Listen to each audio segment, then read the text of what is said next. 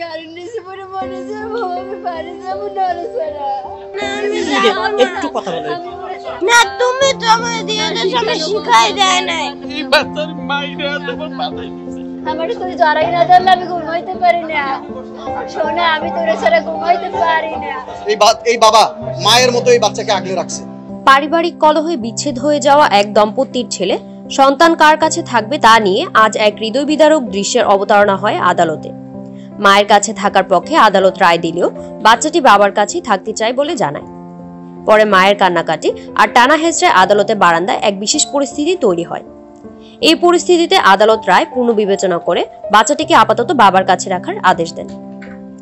বুধবার ঢাকার পঞ্চম অতিরিক্ত সহকারী জজ ও পারিবারিক আদালতের বিচারক নুসরাত জাহান খান রাইয়ান নামে ওই বাচ্চাকে বাবার জিম্মায় থাকার আদেশ দেন। বাদীপক্ষের আইনজীবী ব্যারিস্টার সজীব মাহমুদ আলম জানান, এটি একটি চাইল্ড কাস্টাডি মামলা। পর্যন্ত বাচ্চা পিতার কাছে ছিল। ধার্য তারিখে আমরা আবেদন করলে বিজ্ঞ আদালত দীর্ঘ শুনানি আনতে এই বাচ্চাকে তার মায়ের জিম্মায় প্রদানের জন্য আদেশ প্রদান করেন।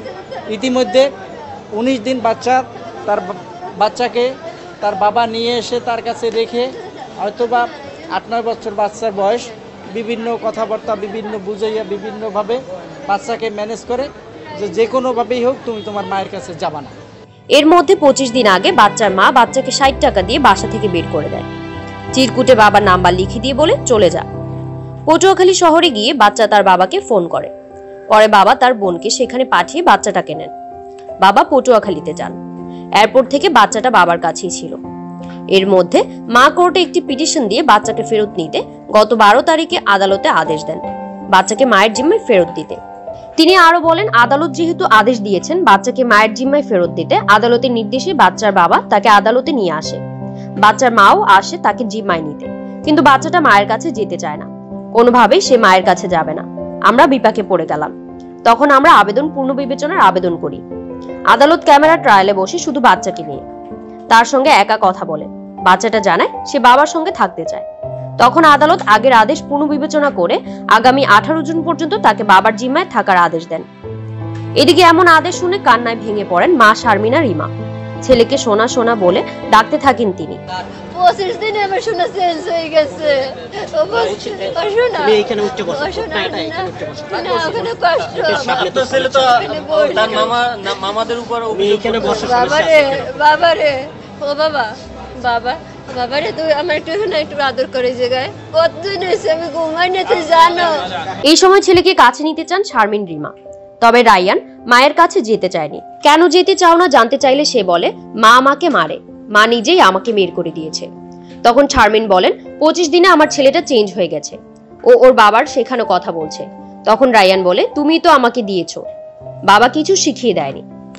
পরে কান্না জড়িত কণ্ঠে শারমিন বলে, তোরে ছাড়া আমি ঘুমাতে পারি না, তুই আমার শরীরে পা না দিলে, জড়ায় না ধরলে ঘুমাতে পারি না, তুই মা আর এই জীবনে দেখবি না, আমি ওকে ছাড়া পটুয়াখালী যাব না, যাওয়ার সময় গাড়ির নিচে লাফ দেব। এসব কথা শুনে রাইয়ান ভয়ে মায়ের কাছ থেকে অনেকটা দূরে সরে যায়। বাবা কামাল আহমেদ বলেন, ঢাকায় আসার পর থেকে ও আমাকে বলছে, বাবা তুমি আমাকে মায়ের কাছে পাঠাবে না তো, আমাকে ফেলে দিও না, মা আমাকে ফেলে দিয়েছে, মেরেছে, দেখেন ওরে কেমনে মারছে, মায়েরে পাঠাই দিয়েছে।